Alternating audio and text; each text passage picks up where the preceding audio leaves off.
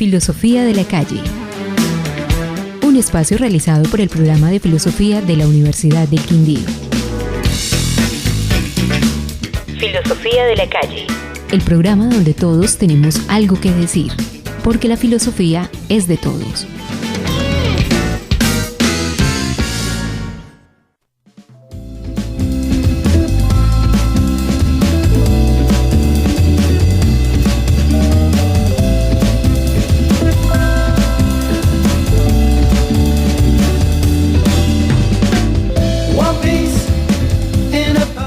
Buenos días, oyentes de la UFM. Soy Jairo Cardona, profesor del programa de Filosofía de la Universidad del Quindío, y les doy la bienvenida a Filosofía de la Calle, el programa donde todos tienen algo que decir, porque la filosofía es de todos. Les recuerdo que este espacio radial tiene como objetivo dar a conocer la filosofía, pero no de una forma estrictamente académica, sino tratando de hacer una relación entre lo que se hace en la academia y lo que plantea una filosofía de la calle, sobre ciertos temas o problemas que necesitan la reflexión de todos. En el día de hoy, en Filosofía de la Calle, les vamos a hablar sobre el tema del suicidio. Esto con la intención de hacer una especie de introducción al foro sobre el suicidio, la perspectiva de las ciencias humanas, que el programa de filosofía va a realizar el 20 de septiembre de 2 a 6 p.m. en el auditorio de Ciencias Básicas, Humanas y Tecnológicas de la Universidad del Quindío. Quedan todos invitados y la entrada es libre. Porque la responsabilidad del suicidio no es solamente de la víctima o de la familia, sino de todos nosotros. Albert Camus nos decía que no hay más que un problema filosófico, verdaderamente serio, el suicidio. Juzgar si la vida vale o no la pena vivirla es responder la pregunta fundamental de la filosofía. Las demás, si el mundo tiene 3 dimensiones y el espíritu tiene 9 o 12 categorías, si vienen a continuación, pensaríamos entonces que es un llamado indiscutible a los filósofos y a las ciencias humanas en general a tratar de comprender este tema que durante toda la historia de la humanidad ha dejado un rastro de enigmas, estigmas, persecuciones, excomuniones, encierros, vergüenzas y hasta procesos judiciales en contra de los muertos. En esta ocasión pretendemos primero charlar un poco sobre la ola de suicidios que de nuevo se toma el Quindío, que en 2016 llama más de 20 casos reportados por la prensa. ¿Qué se ha hecho? ¿Quiénes están autorizados para hablar de este tema? ¿Por qué está casi prohibido para otras disciplinas aportar en la reflexión de estos temas? De igual forma se busca explicar desde diferentes autores cómo puede ser posible que alguien pueda pensar en quitarse la vida. Es decir, cuál es su motivación y cuáles pueden ser las causas de esa motivación. Hoy nos encontramos con el profesor Óscar Iglesias. Bienvenido, profesor. Profesor Jairo, muy amable por su invitación y estamos aquí, en fin, para que podamos hablar un poco sobre ese tema tan interesante que usted ha convocado. Sí, hablemos un poco entonces sobre lo que está sucediendo en el Quindío. En lo que vamos de 2016, pues todos esos casos reportados de suicidio. ¿Qué se ha hecho?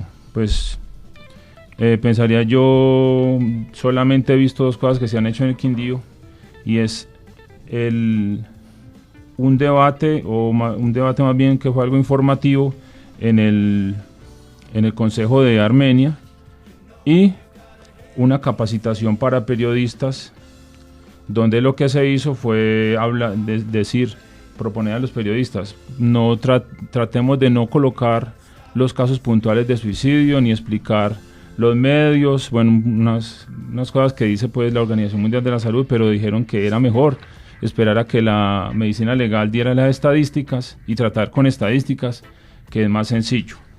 Entonces yo pienso que va tendiendo más a lo que pasa por ejemplo en Medellín, que hay una cantidad de suicidios en el metro, pero que hay un hermetismo total en torno a ese tema, y entonces se pretende, como pienso yo, hacer esa estrategia para que no impacte tanto en la sociedad o en el turismo, no sé. En el sentido contrario sería como ocultar esto al resto de personas y en cierta manera sacarlos de la responsabilidad que tienen los demás en torno a los suicidios de esas personas. ¿Usted qué piensa? O sea que usted más o menos piensa que ocultando las cifras reales de suicidio, lo que estaría es de alguna manera o sustrayéndose a la responsabilidad que tiene de prevenirlo, o de alguna manera ocultando evidencias de la violencia de este tipo para efectos de buena imagen, ¿no? En este caso, sí, turismo, en fin, ingresos a la ciudad. Pero lo que usted ha contado respecto a suicidio en los rieles de los trenes de metro, sí, y de otras modalidades de transporte ferroviario, es evidente en el mundo. No solamente está pasando en Medellín, sino que es una de las medidas altamente letales por las cuales optan las personas que se suicidan. Lo que pasa es que en Colombia, como solo existe el metro de Medellín, pues esa es una alternativa. Cuando estaba cuando no tenía protección y guardas, el puente de allí de Pereira, sí, el expresidente Gaviria, el viaducto, sí. El viaducto también era una de las alternativas. En Colombia la alternativa más letal a la que se acude generalmente es la horca, o es el penderse de una soga o algo por el estilo. Sí. Básicamente eso. Y tiene usted razón en el sentido de ocultar. Pareciera ser que ocultando pudiéramos de alguna forma... Dicen algunos que cuando se publicita un suicidio podría estar generando una mayor disposición del potencial suicida hacia esa conducta, como que el que otro lo haga y sea público lo está validando a él para hacer la intención. En eso yo vi un documental que sacaron en el canal Redes de España. Entonces una psiquiatra decía, es mentira eso, o sea, ¿dónde están los estudios que dicen eso? O sea, es como decir, a mí sale en el periódico una noticia sobre maltrato intrafamiliar, entonces yo voy y maltrato en mi casa porque salió en las noticias. Dice que es falso. Digamos, pienso yo desde mi experiencia personal que es todo lo contrario. Pues Durkheim decía, es que hay que hablar directamente del suicidio. O sea, no decir, entonces yo hablaba con personas de la Secretaría de Salud de Armenia, decía, no, es que nosotros hablamos del suicidio, pero indirectamente. Entonces promovemos los valores de la vida y todo eso, entonces estamos trabajando en contra del suicidio, pero sin que la gente se dé cuenta. Y yo pienso que es todo lo contrario, o sea, en la medida que yo he tenido la oportunidad de estar muy cerca pues de personas que familiares o así que o se han suicidado o han tenido pues ideación, entonces después, como dice Cioran, el filósofo Cioran dice, cuando usted entra en contacto con ese sentimiento de suicidio, digamos, ¿cierto? Sí. Si lo nombra él, usted ya no ve las cosas de la misma manera. O sea, cuando una persona, pero yo digo que tiene mucho valor si se crearan grupos de apoyo a los sobrevivientes, ¿cierto? Porque es gente que ha experimentado, familiares o gente que ha sobrevivido y de verdad saben qué es lo que sufre la persona que se suicida. O sea, digamos que tiene la facilidad de poder estar como en, ¿cómo se dice? Como en el cara a cara con la realidad del otro, ¿no? Conocen la realidad del otro, sí. O sea, los grupos de autoapoyo, diríamos nosotros. Sí. Yo sí pienso que ocultar las cosas es más bien político. Claro, sí. Pero no es salud pública. Ha habido, y lo que usted refería de Redes, el programa de Redes de la Radio Televisión Española, que dirige Eduardo Punset, sí. Ahí sí, se piden evidencias. Lo que pasa es que la prensa, de alguna u otra manera, comienza a tener una atención mayor cuando algún personaje destacado, bien sea del arte como Robin Williams, por ejemplo. Sí, como Robin Williams, inmediatamente comienzan a buscar evidenciado el hecho, publicitado el hecho, comienzan a buscar evidencias de los suicidios cercanos, ¿sí? al de Robin Williams. Pero si uno mira estadísticamente, no se encuentran cifras que evidencien una elevada tasa o que evidencie un aumento significativo en los suicidios alrededor del sujeto. Los suicidios siguen presentándose de manera igual. O sea, cada 30 segundos un suicidio en el mundo y ya está.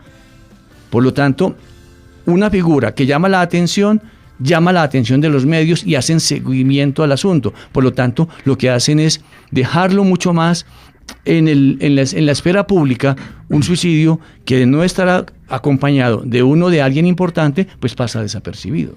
Claro. Y los salubristas muy probablemente hayan asociado esos elementos con decir que si se habla del suicidio de manera inadecuada, se estaría convocando al suicidio, como si el suicidio fuera contagioso, como si el suicidio fuera algo transmisible a través de los medios, que si uno con una convocatoria la gente se suicidara, y no hay tal. Desde la experiencia y los estudios que se han hecho, no hay tal. El suicidio es un fenómeno particular, es un fenómeno con algunas características neurofisiológicas, con algunas características y particularidades desde el punto de vista psicoemocional. Sí, o sea, seguramente sí.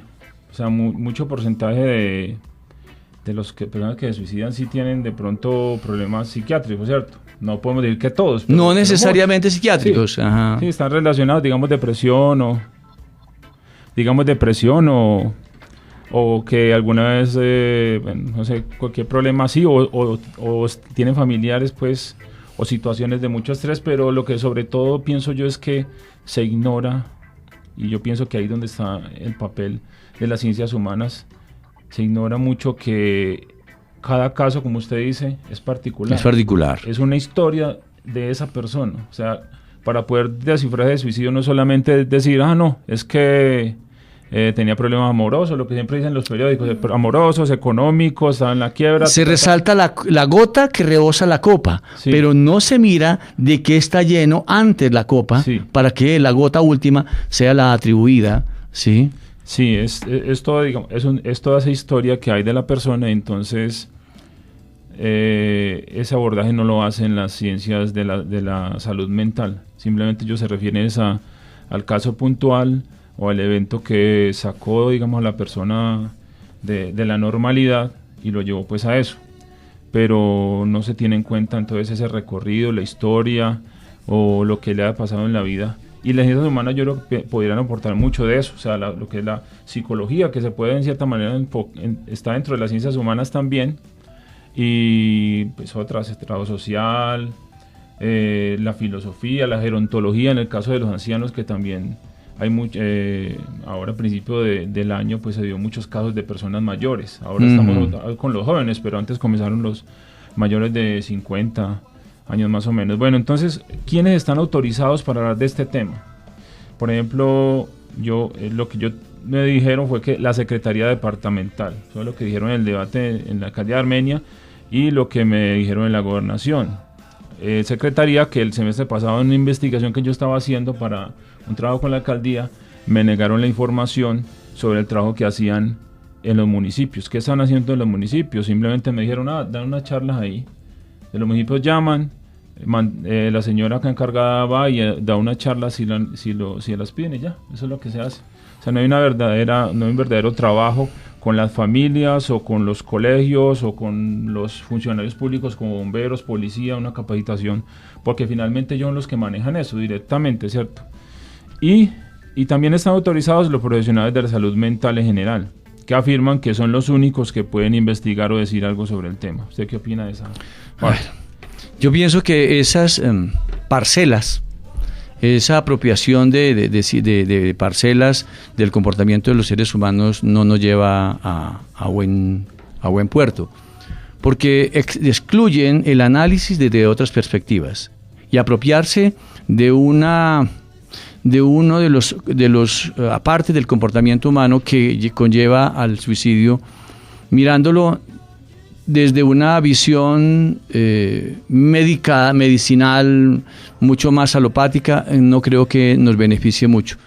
Porque, ejemplo, el suicidio tiene un alto componente genético. Se dice que Thomas Jainer, que es uno de los mayores estudiosos del suicidio en el mundo, dice que el 40% de los suicidios tiene un componente genético. ¿Qué quiere decir esto?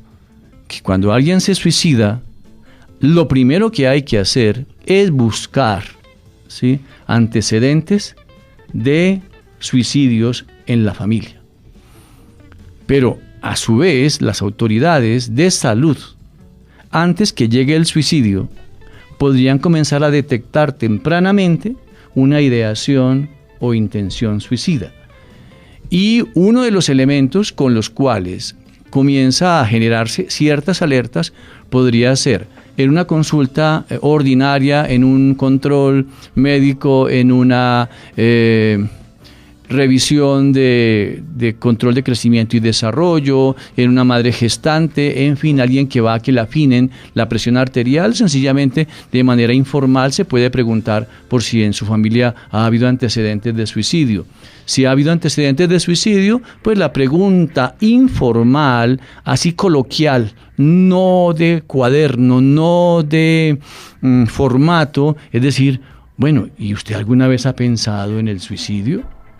La segunda pregunta después de esa sería, si en caso de sí, bueno, ¿y cuántas veces lo ha hecho? O sea, en fin, es un canal a través del cual uno puede llegar a identificar personas con esas condiciones. Por lo tanto, apropiarse de un fenómeno social, con alto impacto social, para solamente atribuirse la autoridad para hablar de él, es erróneo.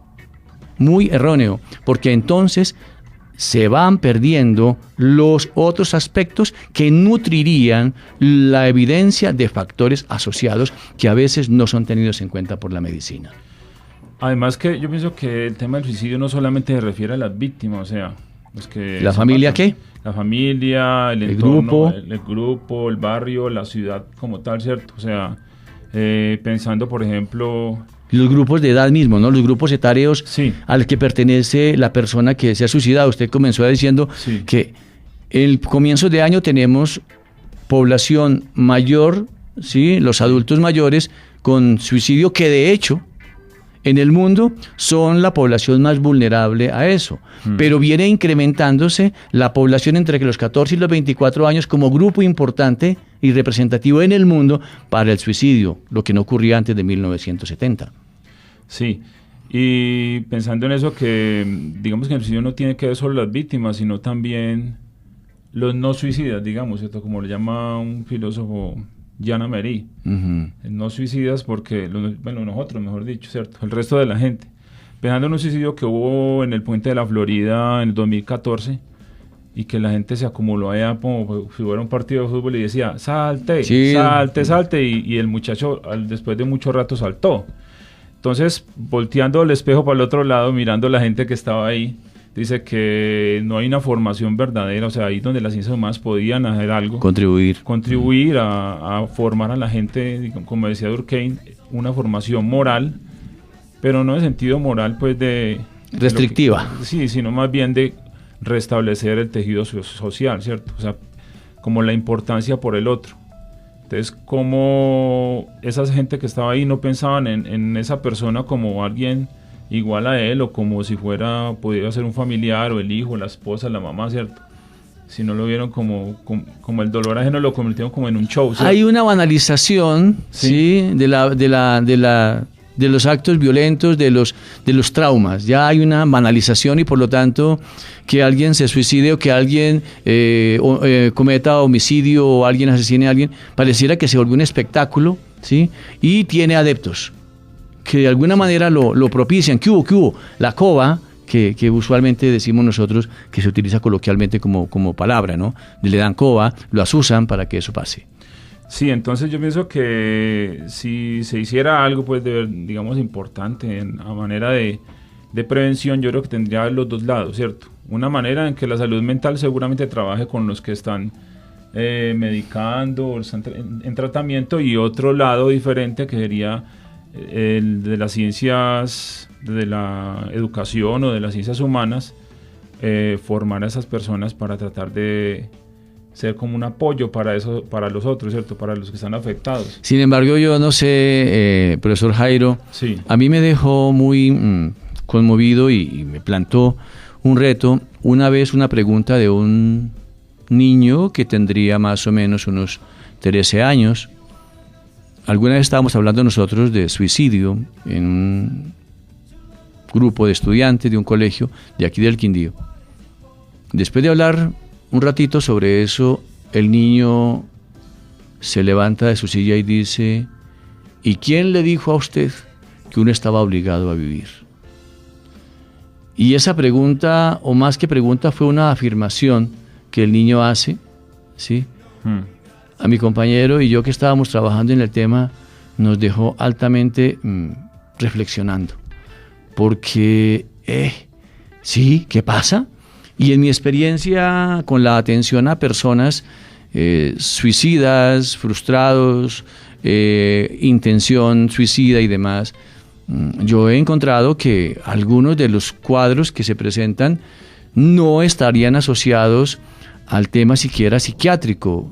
Va más allá, parecieran fenómenos de tipo neurológico, a los cuales yo incluso me he atrevido a darle un nombre provisional como un síndrome de ausencia de fuerza vital. O sea, pareciera que en uno de los núcleos del cerebro, donde radicaría la fuerza de la vitalidad, donde radicaría como en términos biológicos el alma, la fuerza por mantenerse vivo, pareciera que no estuviera conectada de la manera adecuada y por lo tanto esa fuerza que contraría a la vida, que sería la muerte, pues pierde la batalla, la fuerza vital, frente a otra fuerza que quizás por falta de irrigación o por falta de conexión, pues sencillamente no llega. Y estos seres humanos, porque tengo varios en estudio y en tratamiento, es que estos jóvenes finalmente no encuentran una razón de vida, pero tampoco hay una razón para morirse, ¿sí? No hay razón para morirse, tampoco hay razón para vivir. No hay razón de nada. Entonces no hay una razón de nada y finalmente se autolesionan intentando encontrar como un sentido a infligirse dolor, por ejemplo. Entonces uno podría decir, ¿una conducta masoquista? No, tampoco, porque no está buscando placer a través del dolor, sino que cuando se produce la herida, cuando se punza o algo por el estilo, sencillamente está buscando un sentido para sentir. Y valga aquí la redundancia, o sea, un sentido de sentir que no tiene, y estamos en eso, buscando porque no hay una conexión. Sí, y ahí también yo creo que la filosofía, por ejemplo, o psicologías como la logoterapia, por ejemplo, de Frank, Frank, podrían, o sea, digamos, las ciencias de la salud no trabajan conceptualmente temas, por ejemplo, como el sentido de la vida. O sea, ¿qué es el sentido de la vida? No es una cosa tangible. No es biológica, pareciera, ¿no? No, simplemente que cada uno va en cierta medida construyendo un sentido. Es muy subjetivo. Sí, pero hay personas que no tienen la manera de construirlo o no encuentran, ¿cierto? O creen que no existe o no tienen las herramientas, ¿cierto? Pero esa sí, perspectiva suya me llama la atención porque la razón de vida estaría adscrita a la biología. Ajá. Sí. Si la biología tuviese un vacío para tener fuerza de vida, entonces quedaría como al garete la vida misma. Y por lo tanto serían conceptos desde la filosofía, desde la sociología y la antropología, incluso la psicología, como tendría uno que comenzar a apañarlo. Sí. Pero no existe eso, o sea, no es muy poco. Yo de esto hablaba precisamente en Brasil, donde, comillas, se abrió un espacio para hacer esta reflexión que esto acabamos de hacer usted y yo respecto al suicidio como un aspecto subjetivo, como un aspecto relacional y como un aspecto social antropológico. Sí, y digamos para terminar ya casi, hablar, digamos, cómo relacionamos el impacto social, pues hablando por ejemplo en términos de Durkheim, que cómo posiblemente influyen ese contexto social de nosotros en esta ola de suicidios, digamos que nuevamente se está retomando, ¿cierto? Porque ya en otros años lo hemos tenido, históricamente tenemos años de más número de suicidios, ¿no? Sí, pero digamos que pues pensando en muchas realidades de aquel departamento, ¿cierto? Lo del terremoto, pues digamos, afectó a mucha gente, luego crisis económica, desempleo y bueno, otras cosas, de microtráfico, delincuencia, muchas cosas, yo pienso que han determinado mucho también a las personas pensar que no hay opciones de subsistir o de poder mantener a su familia o de poder vivir, digamos, ¿cierto? Las cifras son contradictorias en ese sentido, porque algunos plantean que los países con mayores oportunidades sociales y económicas tienen más altas tasas de suicidio, mientras que otros dicen que no, que las mayores tasas de suicidio están en los países, comillas, pobres. Pero cuando uno mira las tasas de suicidio en Sudáfrica, en África, por ejemplo, en la África subsahariana, no encontramos las cifras que encontramos al norte de la África subsahariana, en Europa y en algunos otros países desarrollados. O sea, en fin, hay cosas muy interesantes, quizás vistas parcialmente y acomodadas según algunos intereses de tipo económico y social, político, por supuesto. Bueno, yo creo que, así como para redondear, ¿cómo se podría comprender, digamos, por qué la gente se suicida? Jana Merí dice que la manera de... Dice que aquello que iguala y que unifica todos los proyectos suicidas, tanto de aquellas personas que lograron darse muerte como las que fueron salvadas, entre comillas, recuperadas, entre comillas, para la lógica de la vida no es la simple llamada de socorro del suicidio que el suicidio simboliza, sino el mensaje. Dicho mensaje es enviado incluso justo antes de dar el salto a pensar que ya hemos renunciado a la vida. O sea, digamos que la gente dice, no, es que ese se suicidó y es muy egoísta, que dicen ellos, algunas personas. Entonces dice, y esa es la forma de comprender a la gente que se suicida, como alguien egoísta, sustraído del mundo. Y yo pienso que es todo lo contrario. O sea, en cierta manera, es suicidarse, es como, porque todavía hay muchos signos de que ellos no quieren morir. O sea, normalmente quien se suicida no quiere morir. A dejar cartas, trata como de reconectarse. Y ha dado con señales otro, anteriormente. Normalmente se dicen las cifras es que alguien no se suicida de manera espontánea. Suicidarse implica casi que hacer, comillas, un curso que dura entre 12 y 24 meses. Sí, entonces en ese sentido habría que... para tratar de, como dice acá él, si queremos llegar a entender la realidad del fenómeno suicida, tenemos que dejarnos envolver por el absurdo y por la contradicción. O sea, para entender en cierta medida, o sea, es muy, muy grande el espacio o la tarea de comprender este tema del suicidio en esas personas, es tratar de pensar irracionalmente, digamos, ¿cierto? Fuera del contexto que nosotros tenemos. Es decir, si yo pienso de esta manera, ¿cómo sería lo contrario? Y eso sería como ellos pueden pensar. Esa necesidad de no poder aguantar lo que están viviendo, ¿cierto? Sí, yo pienso que si hay algo que está imbuido por el error fundamental de atribución, sí, es el suicidio. Y no nos dejan las ramas, no nos dejan ver el bosque. Y muy probablemente por eso el énfasis que usted hacía al comienzo de la necesidad de que otras disciplinas entren en este escenario a plantearse reflexiones en torno al suicidio. Yo sí pienso que el suicidio o sea, el previo suicidio al acto como tal, en mi experiencia y en mi búsqueda de los casos, ahondando en ellos, es una especie de trance. Yo estoy por afirmar que el que se suicida no se da cuenta que murió. Porque entra en una especie como de vacío racional, vacío emocional, queda como una burbuja que finalmente cae sobre el acto letal que sencillamente le extingue la vida. No se dio cuenta. Por lo tanto, eso amerita mucho más análisis, estudios e investigaciones. Bueno, profesor Oscar, muchas gracias por habernos acompañado en el día de hoy en el programa y para poder discutir este tema del suicidio. Ya nos encontramos posiblemente en otra oportunidad. Profesor Jairo, con mucho gusto y muy amable por su invitación. Y pienso que estos espacios son los que realmente permitirán que la gente reflexione en torno a un fenómeno que por un lado es tabuizado, pero por la otra es también desmitificado, ¿no? O sea, socialmente se desmitifica, se banaliza, pero por el otro lado las autoridades inocentemente están tratando de ocultarlo cuando se sale por las paredes sociales. Sí, es cierto. Bueno, si desean información sobre los eventos del programa de filosofía, se pueden llamar al teléfono 735-9341 o pueden visitarnos en nuestra página de Facebook y en nuestro canal de YouTube. Ambos se encuentran como Programa de Filosofía Universidad del Quindío.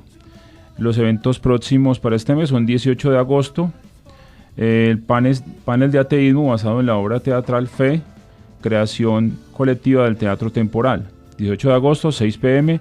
en el Auditorio Euclid de Jaramillo. Para el 30 de agosto tenemos la lección inaugural de este semestre, que es de 5 a 7 de la tarde en la sala de televisión de Ciencias Básicas. Y para el 31 de agosto, Foro de Juventud y Sensibilidad Emergente hacia los Animales, de 8 a 12 de la mañana, en el Auditorio de Ciencias Básicas. Bueno, eso es todo por hoy. Esperamos que les haya gustado el programa y que nos sigan acompañando todos los miércoles a las 8:30 de la mañana. Nos encontraremos la próxima semana en Filosofía de la Calle, el programa donde todos tenemos algo que decir, porque la filosofía es de todos. Filosofía de la Calle. Un espacio realizado por el programa de Filosofía de la Universidad del Quindío. Filosofía de la Calle. El programa donde todos tenemos algo que decir, porque la filosofía es de todos.